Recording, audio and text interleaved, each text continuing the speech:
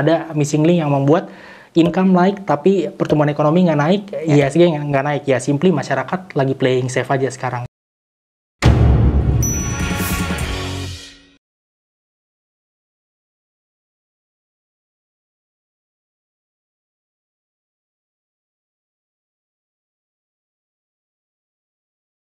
Welcome to Superstock. Di episode Superstock Makroekonomi Outlook, kami akan memberikan berbagai informasi dan updates terkait perkembangan perekonomian dari berbagai belahan dunia. Ekonomi Raya Aset Sekuritas Indonesia, Anthony Kevin telah memilihkan beberapa hot topics yang sebaiknya kita bahas dan kita cermati.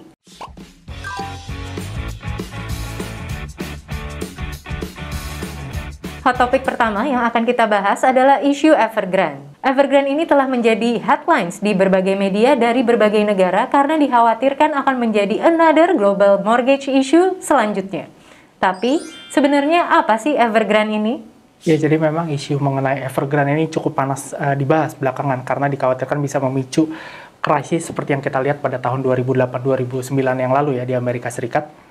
Jadi memang Evergrande ini seperti Alia sebutkan tadi merupakan perusahaan real estate terbesar kedua di China. Nilai hutangnya juga cukup besar, sekitar 300 miliar US dollar, dan recently mereka mengalami kesulitan keuangan sehingga gagal membayar kewajibannya, membayar hutangnya ke bank, kemudian juga membayar obligasinya, dan ini dikhawatirkan bisa memicu another global financial crisis. Sebagai catatan, memang untuk China sektor real estate ini penting sekali karena sektor real estate itu kontribusinya 15% ke perekonomian China, dan kalau kita take into account supporting industrinya seperti industri semen, jasa construction, itu kontribusinya ke perekonomian China bisa mencapai 30%. Itu jadi kebayang dengan Evergrande ini yang sudah mengalami financial distress, dikhawatirkan perusahaan properti lainnya di China juga akan mengalami hal serupa. Dan kalau sampai 15-30% ekonomi China ini kehit karena masalah keuangan, itu kan berarti perekonomian China otomatis akan berada di dalam tekanan yang besar karena simply 30% ekonominya berada dalam tekanan.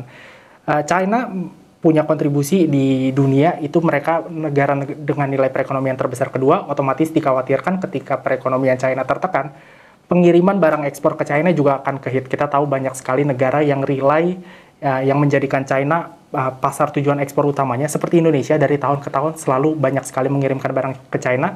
Kalau ekonomi China kena hit karena masalah properti ini, pengiriman ekspor ke China terganggu, otomatis dikhawatirkan perekonomian global juga akan terganggu. Yang dikhawatirkan dari isu Evergrande ini adalah ini baru awalnya saja. Apakah hal ini akan memicu krisis seperti Lehman Brothers yang terjadi di 2008 lalu? Ya, sebenarnya ini memang pertanyaan yang paling sering saya dapat gitu ya dari klien juga dari investor.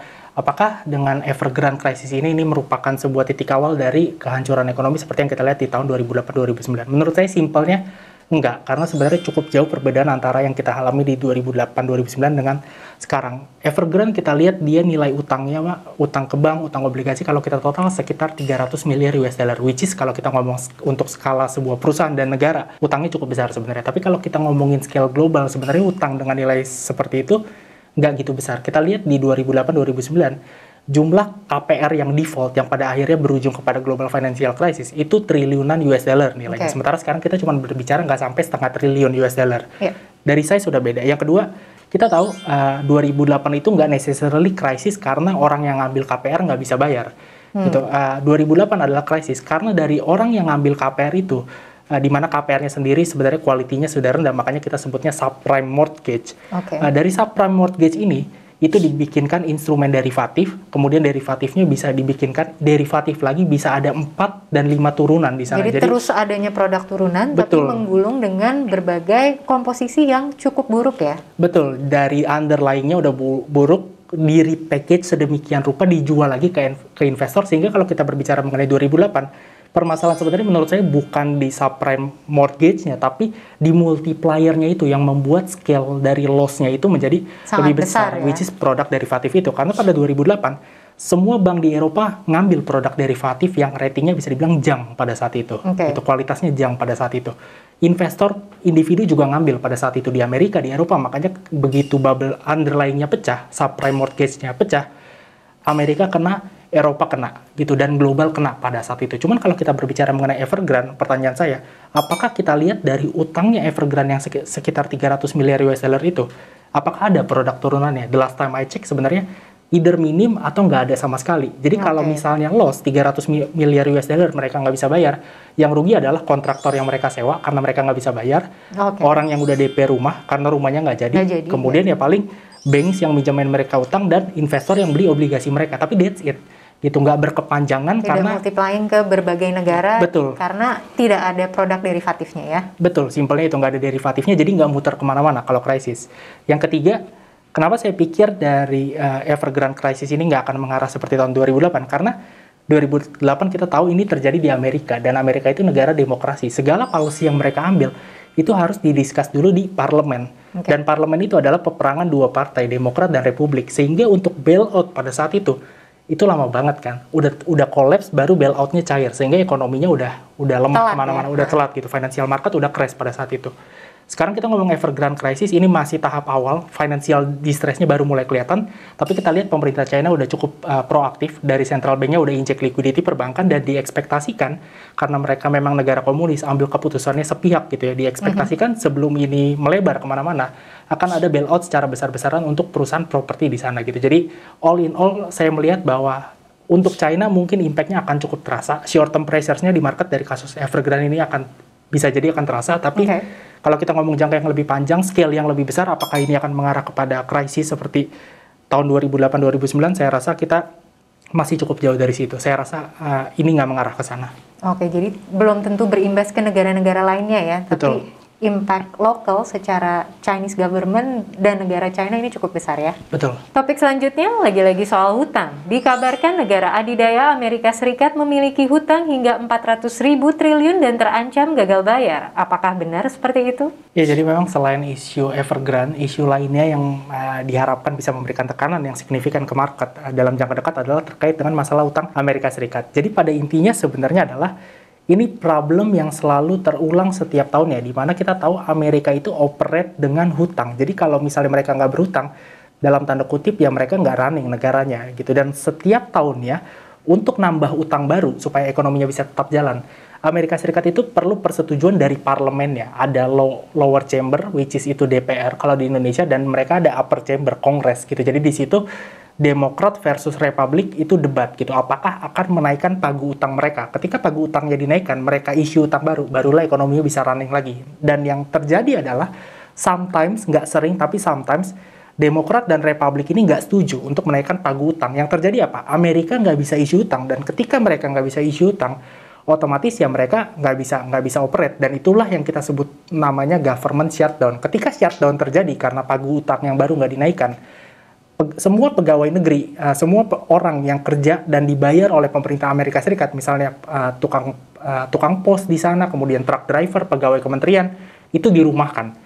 Gitu, karena Amerika nggak punya uang untuk beroperasi. Cuman memang problemnya untuk tahun 2021 ini kompleks.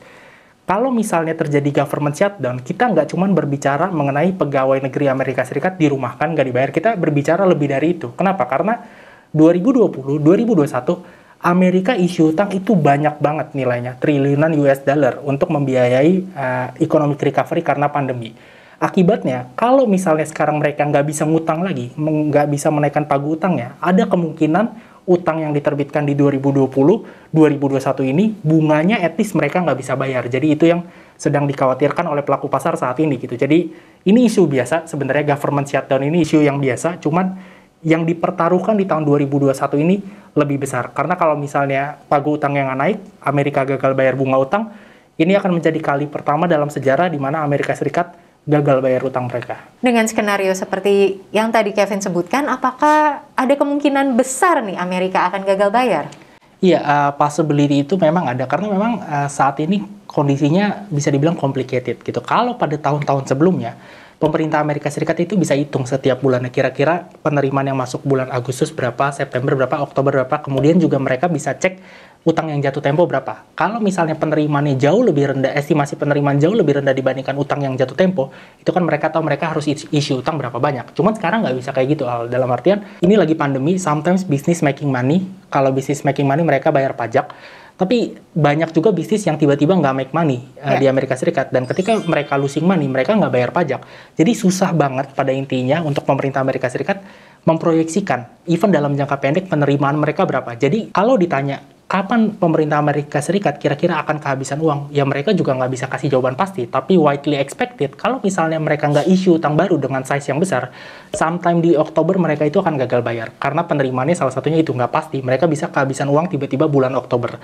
Cuman menurut saya resiko bahwa Amerika Serikat pada akhirnya akan benar-benar gagal bayar minim. Kenapa? Kalau kita lihat di tahun-tahun sebelumnya, shutdown beberapa kali terjadi. Di eranya Trump, kalau nggak salah 2 minggu ya, mereka shutdown. Pak, sebelum akhirnya Demokrat dan Republik deal isu utang baru. Jadi sebenarnya ini masalah tahun ke tahun, peperangan antara Demokrat dan Republik. Cuman seperti yang saya bilang tadi, isu yang dipertaruhkan di sini terlalu besar gitu. Karena kalau misalnya Amerika Serikat gagal bayar, saya yakin dalam jangka dekat lembaga pemeringkat rating, Fitch, S&P, misalnya Moody's, itu akan rubah outlook-nya Amerika Serikat jadi negatif.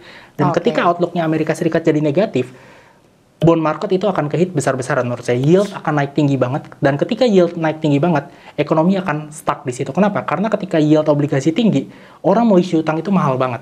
Gitu. Jadi mendingan nggak usah issue utang, ekonomi nggak jalan ujung-ujungnya. Jadi again, yang dipertaruhkan ini masalah financial market. Too big to fail juga ya? Too big to fail ini. Yes. Ini nggak boleh sampai nggak goal gitu. Jadi financial market akan kena, ekonomi akan kena. Jadi saya rasa sometime di akhir bulan September ini atau di awal Oktober harusnya akan ada agreement bahwa tingkat utang Amerika Serikat akan dinaikkan. Karena kalau enggak, ini akan jadi salah satu sentimen terburuk mungkin di tahun 2021 ini. Pimpinan Federal Reserve Amerika Serikat, Jerome Powell, mengindikasikan bahwa tapering akan segera dimulai di November 2021 ini. Seperti apa dampak secara short term yang akan terjadi?